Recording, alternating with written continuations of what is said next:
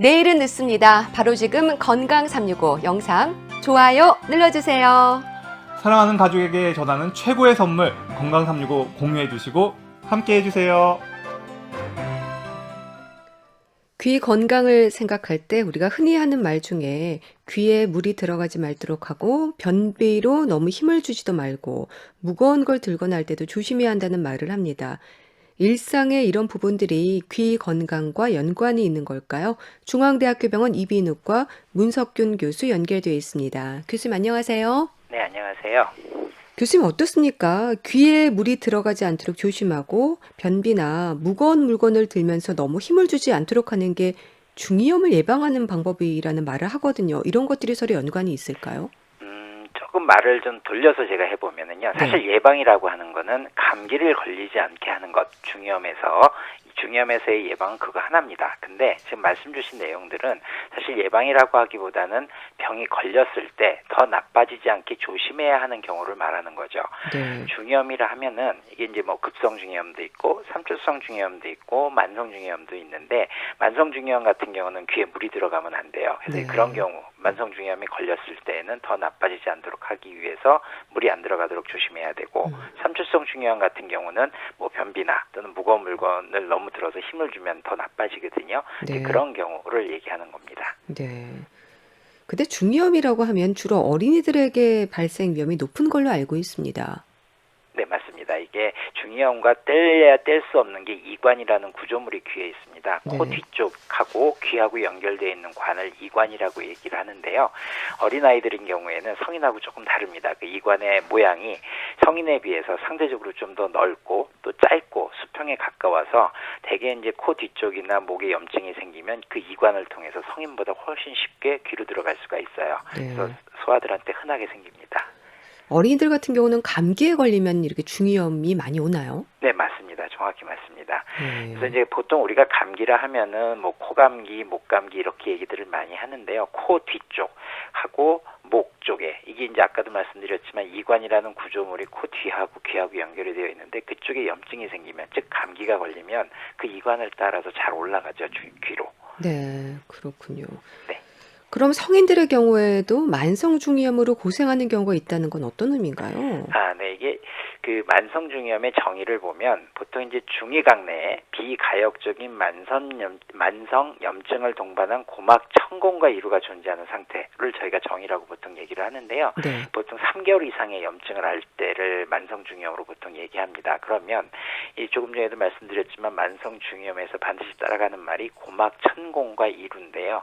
그 고막 천공이라고 하는 건 소리를 전달해주는 구조물에 이제 구멍이 뚫리면서 방어막 역할이 어떻게 보면 없어진 겁니다. 그래서 네. 염증이 안으로 계속 생기게 되면서 고막에 바깥으로 구멍이 나오는 나는 거죠. 건가요? 그렇죠. 예. 그래서 이제 그런 경우가 이제 염증을 계속 유발시키기 때문에 고생을 한다고 하십니다. 네. 쉽게 낫질 않습니다. 이 경우는 어떻게 해서 이렇게 되는 건가요?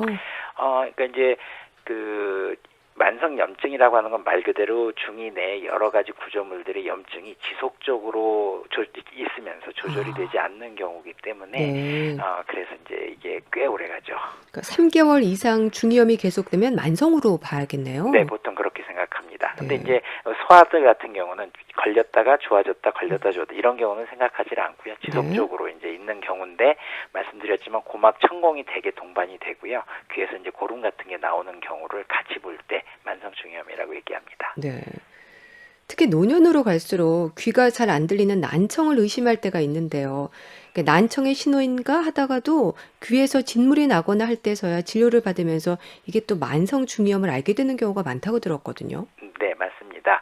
근데 이제 난청 단독만으로는 중이염이라고 생각할 수는 없고요. 이제 네. 나이가 들어가면은 당연히 노화 현상 때문에 노인성 난청이라는 것들이 흔하게 생깁니다. 우리가 왜 눈에서도 노안이 와서 잘 안 보이는 것처럼 노년으로 가면 청력이 떨어지는 거는 대부분 그렇게 되는데요. 네. 근데 이제 조금 전에도 말씀드렸지만 고막 천공이 있고 고름이 나오는데 청력이 심각하게 떨어진다. 이거는 만성 중이염인 경우가 대부분이 그렇고 꼭 치료를 받으셔야 합니다. 네. 귀에서 고름이 나오는 건가요? 그렇습니다. 노란 그 진물을 얘기하시는 네네네, 거죠? 맞습니다. 예. 네. 그러면서 청력에도 영향을 미치는 거네요. 아, 네, 그렇죠. 조금 전에도 말씀드렸지만 고막에 구멍이 뚫린다. 그걸 이제 고막 천공이라고 얘기하는데, 고막이라고 하는 거는 외이랑 중이에 살짝 굉장히 얇은 막을 얘기하는 건데, 그게 소리를 전달해 주는데 굉장한 중요한 역할을 합니다. 네. 그러니까 그게 구멍이 뚫리니까 아무래도 소리 전달이 안 될 거고, 또 중이 내에 염증이 오래되다 보면 중이 내에 소리를 전달해 주는 뼈가 있습니다. 이소골이라는 뼈가 있는데 거기에 또 염증이 생기면서 이소골이 파괴가 되거든요. 네. 그래서 만성 중이염의 경우는 고막 천공과 이소골 파괴 때문에 청력이 떨어집니다. 네. 그러니까 만성 중이염일 경우에는 많은 분들이 겪으시는 게 이제 귀가 잘 안 들린다, 소리가 잘 안 들린다라는 부분이 따라오는 거네요, 저절로. 네, 저절로 따라옵니다. 예. 중이염을 얘기할 때 이제 급성과 만성으로 구분해서 얘기를 합니다. 그러니까 중이염은 말 그대로 우리 귀에 중이에서 발생하는 염증인 거죠. 네, 맞습니다. 그래서 제가 아까도 말씀드렸지만 급성과 만성으로 나누는 기준은 기간입니다. 그래서 기간이요? 네, 3주 3개월 이렇게 얘기하는데요. 중이의 염증은 흔하게 생길 수 있습니다. 감기 때문에 보통 들어오는 거라서. 그러면 3주 이내에 보통 중이의 염증이 생기면 급성 중이염, 그리고 이제 3개월 이상 오래 가면 만성 중이염, 그 사이는 아급성 중이염이라는 말을 쓰긴 하는데 네. 그렇게까지는 되게 분류를 잘 안 하고요. 급성과 만성으로 얘기를 많이 합니다. 네. 그러니까 내이, 외이, 중이. 특히 내이나 중이는 우리 눈으로 볼 수 없는 부분이잖아요. 그러니까 네, 중이염으로 맞습니다. 생길 수 있는 그 중이는 어디부터 어디까지를 말하는 건가요? 네, 그 해부학적으로 중이라고 하는 건 고막, 아까 말씀드렸던 그 얇은 막을 기준으로 거기서부터 시작해서 안쪽에 이제 많이 알고 계시는 달팽이관이라는 구조물이 있습니다. 소리를 네. 듣는 거기까지 그 빈 공간을 중이라고 얘기하고요. 그 빈 공간 내에 이소골이라고 하는 소리를 전달해주는 뼈가 있고 또 그 뼈를 고정해 시켜주는 근육들이 좀 있습니다. 그래서 거기를 얘기하고 있습니다. 중이라 하는 건. 네. 그럼 중이염이 생기는 원인이죠. 왜 생기는 건가요? 그 이관을 제가 뗄래야 뗄 수 없다라고 아까 말씀을 드렸는데요. 네. 그 이관을 통해서 염증이 올라오는 거라고 보시면 돼요. 근데 그 염증은 목 뒤에 또는 코 뒤쪽에 보통 우리가 감기라고 하는 그런 염증들이 생기게 되고 그게 이관을 따라서 이제 올라오는 거죠. 그게 중이염의 원인이라고 보시면 됩니다. 네. 그럼 중이염이 생기면 증상이 어떤 식으로 나타납니까? 네, 아까도 중이염을 제가 세 가지로 나눴죠. 급성 중이염인 경우는 특징적인 증상은 통증, 귀가 아픈 거 한 가지 하고 예. 열이 좀 올라갑니다. 그런데 삼추성 중이염인 경우, 중이염도 이제 여러 가지 나누니까 삼추성 중이염의 주증상은 귀가 답답한 겁니다. 그리고 청력이 살짝 떨어지는 느낌을 받게 되는 거고, 만성 중이염은 아까도 얘기하셨지만 청력이 떨어지는 것과 더불어 귀에서 고름이 나옵니다. 예. 이런 것들이 주증상이죠. 네. 그럼 어린아이들 같은 경우에는 주로 귀가 아프고 열이 나는 증상들이 많겠어요. 그렇습니다. 그래서 대부분 병원 가면 급성 중이염이네요 하면서 이제 약들을 의사 선생님들이 주시죠. 네. 근데 어린아이들, 아주 어린아이들 같은 경우는 귀가 아프다는 표현을 못 하잖아요. 네. 열이 나는 걸로 증상을 보통 아나요? 네, 그것도 그런데요. 이게 통증이 굉장히 심합니다. 아. 그래서 아이들이 굉장히 보채요. 많이 울고 손이 자꾸 귀로 가면서 그렇군요. 보채입니다. 그러면서 열이 나면 급성 중이염을 반드시 의심합니다. 통증이 심하니까 귀로 손이 많이 가는 거군요. 네, 그렇습니다. 급성 중이염을 방치하면 만성 중이염으로 되는 겁니까? 뭐 꼭 그런 거는 아닌데요. 예. 근데 이제 급성 중이염이 자주 반복이 되면 이제 아무래도 그 중이의 상태가 정상하고는 조금 달라지거든요. 그러다 보면 나중에 고막 천공이 생기게 되고 그게 조절이 잘 안 되면 결국 만성 중이염으로 넘어갈 수는 있죠. 네. 근데 중이염에 자주 걸리는 아이, 중이염에 자주 걸리는 분들이 또 계신 것 같아요. 네, 아까도 말씀드렸지만 감기가 안 걸리는 것이 중이염을 예방하는 방법이다라고 얘기했는데 결국은 중이염이 자주 걸린다는 얘기는 감기가 자주 걸린다는 얘기고요. 감기가 자주 걸린다는 얘기는 그만큼 몸의 면역 기능이 떨어져 있는 사람이라는 걸 의미하죠. 예.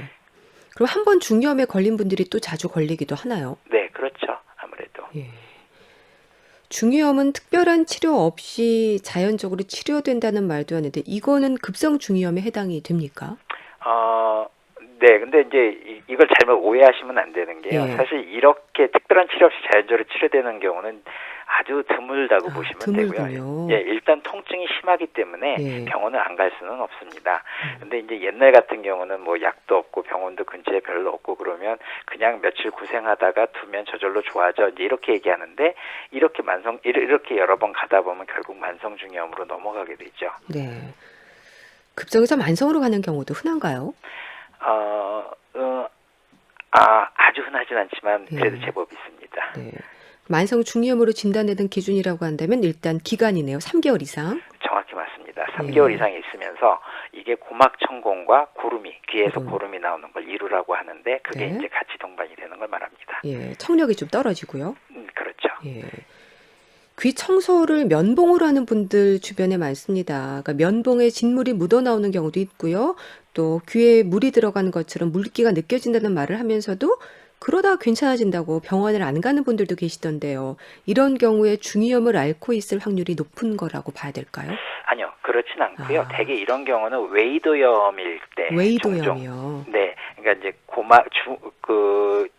웨이도와 중이를 경계가 이제 고막이라고 얘기하면 네. 그 고막의 바깥쪽에 있는 데를 이제 웨이도라고 얘기를 하는데 예. 거기에 염증들이 자주 생기고요. 그래서 이제 이게 면봉 같은 거를 썼을 때 뭐가 묻어 나오면 대부분은 웨이도염이 제일 많습니다. 근데 중이염인 경우에는 이렇게 묻어 나오는 정도가 아니고요. 네. 아예 이제 이루에서 이제 고름이 귀 바깥으로 줄줄줄줄 흘러요. 이제 그런 경우가 이제 중이염이라고 볼 수 있습니다. 네. 그 감기와 중이염이 이제 깊은 연관이 있다고 하셨죠? 일단 중이염에 걸리지 않으려고 하면 감기에 걸리지 말아야겠네요. 정확히 맞습니다. 그래서 음. 그걸 조심하셔야 합니다. 네. 흔히 감기를 달고 산다는 말을 할 정도로 자주 감기로 고생하는 아이들에게는 이렇게 목과 귀를 좀 살피라고 하는데 귀를 살피는 게 이 중이염의 위험을 확인하는 거죠. 네, 맞습니다. 그래서 이제 소아과나 이비인후과나 소아과 같은 데 방문하시면 네. 의사 선생님들이 귀만 보질 않습니다. 목, 코를 다 같이 보고요. 어차피 귀가 좋아지려면 목, 코에 있는 염증들도 같이 좋아져야 되기 때문에 꼭 네. 확인을 합니다. 그렇군요. 그 아이들의 경우에는 중이염의 증상이 있어도 표현을 못해서 부모가 알아채지 못하는 경우도 많을 것 같은데 어떤 점을 좀 유심히 살펴보는 게 중요할까요? 네, 제가 이제 두 가지 급성 네. 중이염과 삼출성 중이염으로 나눠 말씀을 드리면 아까도 급성 중이염은 잠깐 말씀드렸지만 통증이 너무 심하기 때문에 아이가 많이 보채면서 손이 귀로 가고 열이 납니다. 네. 그래서 이제 그런 증상 많이 보채면서 손이 올라간다.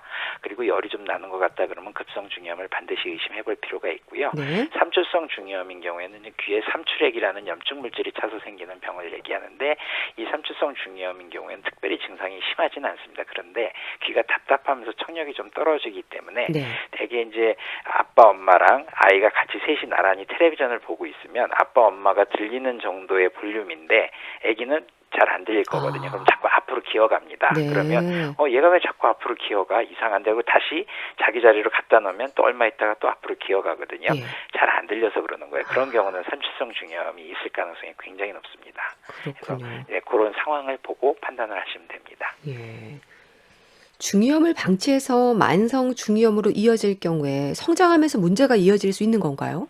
네, 지금 만성 중이염인 경우에 그러니까 청력이 떨어지는 것이 동반이 되잖아요. 네. 그래서 이제 아이들이 난청이 생기게 되면 아이들인 경우에는 언어 습득 이제 잘 안 됩니다. 그러면 이제 뇌 발달이나 커뮤니케이션에서도 문제가 생길 수가 있겠죠. 네.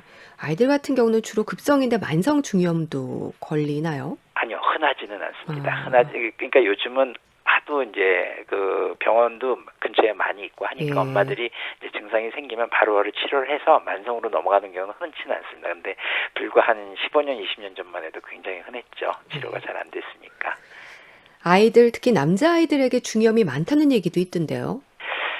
일단 보고에서는 그렇게 보고는 되어 있는데 뭐 이게 네. 구체적으로 연구된 거는 없고요. 근데 의사들 입장에서는 아무래도 여아보다는 남아들이 더 활발하고 아. 바깥에서 많이 노니까 감기에 네. 걸릴 찬스가 더 높다. 이렇게 생각을 하고는 있습니다. 네.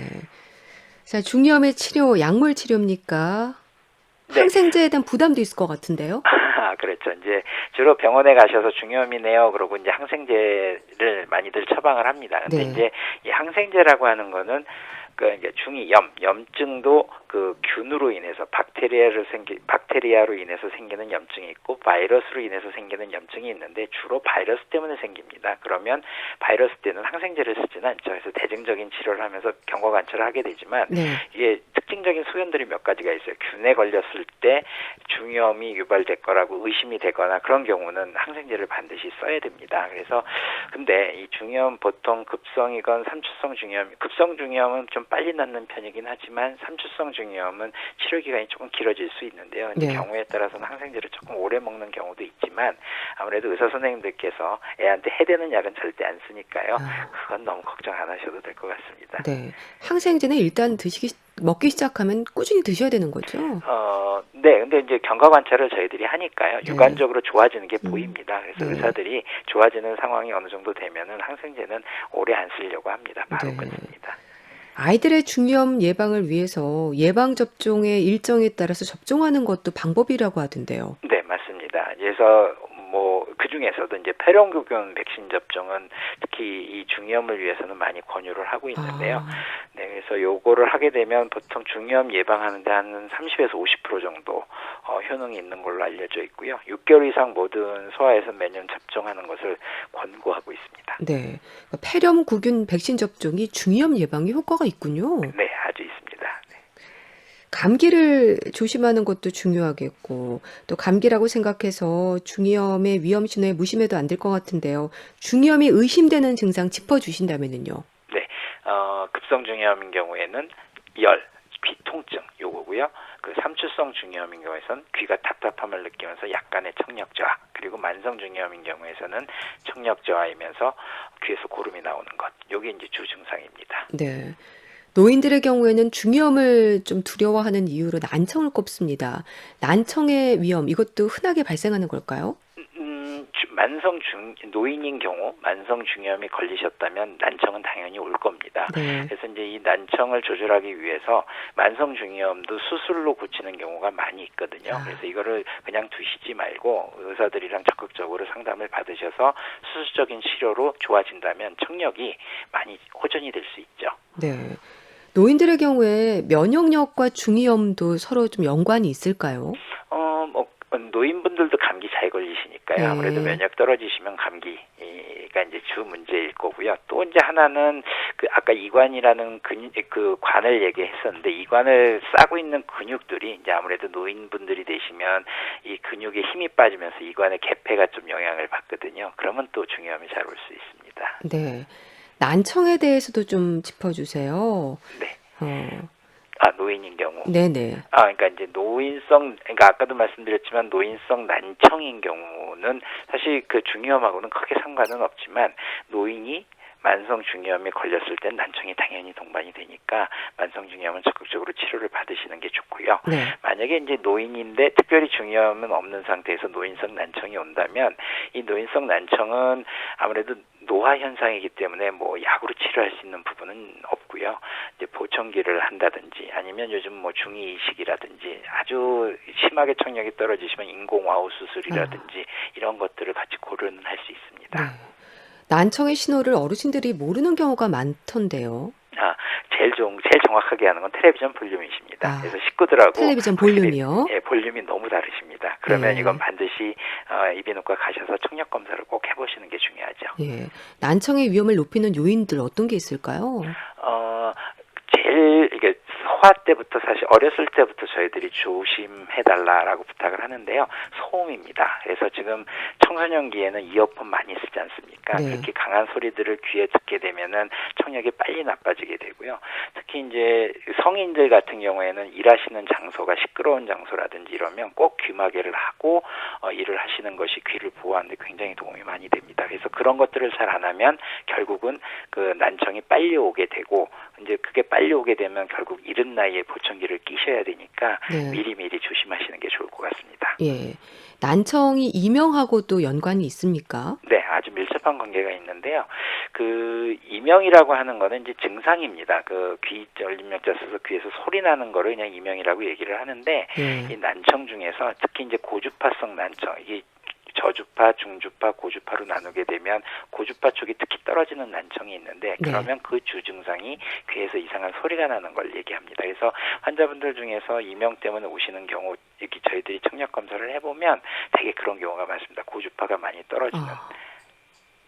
근데 이명으로 고생하는 분들을 보면 참 많으신데 치료법이 없어서 견딜 수밖에 없다고 얘기를 하시거든요. 네, 네. 완치가 아니더라도 좀 증상 완화를 위한 방법은 있지 않을까 싶기도 한데요. 네, 이게 청력이 심하게 떨어지지 않은 이명이라면 뭐 저희가 혈액순환 개선제라든지 이제 영양제라든지 이런 것들을 같이 이제 투여를 하게 됩니다. 그러면 네. 이제 귀에 좀 도움이 될 수 있고 좀 청력이 많이 떨어져서 이명이 생기는 거라면 그건 어쩔 수 없이 그 보장구 즉 보청기라든지 그 중이 이식이라든지 이런 도구를 통해서 도움을 줘야지 이명의 소리가 많이 감소가 되고요. 이제 또 하나는 저희들이 이제 백그라운드 노이즈를 많이 쓴다고 얘기를 하는데 네. 주변이 약간 소음이 있으면 즉 음악을 틀어놓거나 텔레비전 같은 걸 틀어놔서 주변에 소음이 조금 있으면 본인이 귀에서 소리 나는 걸 좀 잊으시게 돼요.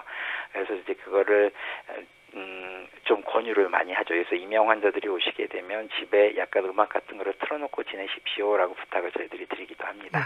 그러니까 적당히 조금은 시끄러운 환경을 만드는 것도 도움이 될까요? 네, 오히려 그게 훨씬 더 좋습니다. 네. 너무 조용한 환경이면 귀에서 낯선 소리가 들릴 때 굉장히 많이 불안해지시고 힘드시거든요. 그래서 네. 음악이라든지 텔레비전 소리가 주변에서 좀 들리는 상태라면 본인이 좀 편하게 느끼실 수 있습니다. 네. 혈액순환제나 영양제 처방은 왜 하는 건가요? 일단 그 이제 귀로 가는 저희가 그 이명이 오는 주 원인 중에 하나가 이제 청력 저하인데 이제 청력 저하가 오는 게 귀 안에 유모세포라는 소리를 듣는 세포들이 있어요. 네. 근데 이제 그 세포들로 하여금 얘네들이 좀 힘이 빠져서 그런 거 아닐까. 그래서 그쪽으로 가는 피의 흐름의 양이 좀 많아지게 하고 영양 공급이 많아지면 그 세포들이 좀 좋아지지 않을까. 이런 걸 백그라운드를 갖고 그렇게 투여를 하고 있죠. 네, 알겠습니다. 네. 좀 울리지 않나요? 소리 괜찮아요? 그렇죠? 그냥 할까요? 네, 알겠습니다. 오늘은 귀 건강에 대한 말씀을 들었는데요. 중앙대학교 병원 이비인후과 문석균 교수와 함께했습니다. 말씀 잘 들었습니다. 감사합니다. 네, 감사합니다.